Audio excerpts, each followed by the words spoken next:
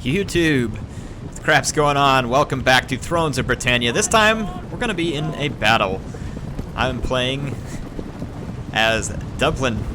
That's what I think it's supposed to sound like. I have no idea. Anyway, more of a Viking, or a Viking Sea King faction.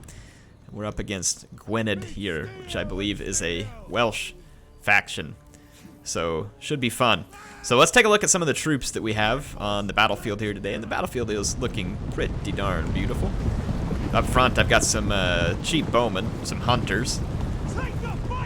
Definitely not the grand focus of my army. And let me take the, bring the UI up here so you can see the units that I'm looking at. Eastmen Axe Warriors here.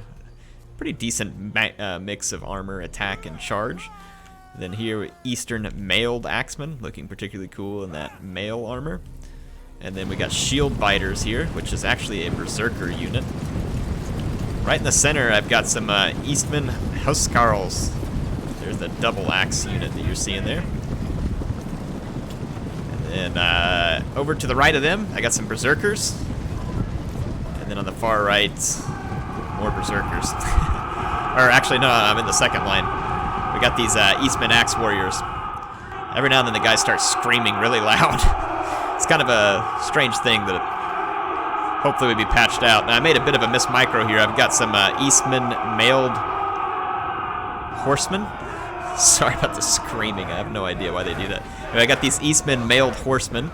And then here's some Royal Tailul, however you say it. And then there's basically a bunch of Welsh Mailed Swordsmen with some Spear Guards. So we're going to begin the fight. Basically, I have a lot of axe units coming up against a lot of heavy sword units. So my guys will have the superior armor piercing. The swordsmen will probably have the superior defense, but then the charge, these berserker units like this, is going to also be significant. I've been skirmishing with their longbowmen, so they have the skirmish advantage here. Their units have longer range, superior unit. They're going to put a charge in here with their cavalry from behind their own lines. And then I'm making my way through one of their flanks here. I'm going to be able to, I could pressure their archers, but I'm not interested in their archers actually at the moment. I want to rear charge some of their infantry and cavalry. So I'm going to pin them in, hit them with the rear charge here. Start to break up some of their morale. Over here on the flank, we've driven off their Welsh horsemen. And then I have a spear guard. Who's been working against some cavalry, but that cavalry slipped away from me and got into my back line, so I started shooting it with my archers. Meanwhile, my own cavalry is cycling some charges into the back of these heavy Welsh swordsmen. And in the center, because of the rear charge where I had the berserkers, and my berserkers are going crazy. They're chasing out the enemy units, so I've gotten a break in the center. Here comes the strange screaming once again. In any case, my horsemen gonna get over here and get a hold of some of the archers. There we go. So we're gonna chase down these longbowmen, but at the same time, guess what? Their cavalry's gotten into my hunters. So these Welsh horsemen are chasing down my hunters, but at this point, I've got some Royal Huscarls here too. This is where my general's at. He's broken through. And they're starting to get around the flank of these Welsh spearmen. So we're starting to gain an advantage infantry-wise. The swordsman, nice solid defensive unit overall, but slowly giving way to the armor piercing of my axemen, and then the rear charges are helping to flip it too. And out here I've got a spear guard up against a Welsh levy axeman. So spear guard should eventually turn that one out. You can see here, got these Welsh mailed swordsmen who are putting up quite a fight over here. They were up against some mailed axemen, and they're actually winning this fight pretty convincingly. But they lost this flank where I got the rear charges, and they lost it pretty decisively. And now my infantry is transferring over to the flank where we still got some work to do, so let's watch that. See my troops here coming in for a rear charge. We'll completely surround what little infantry the Welsh have left here.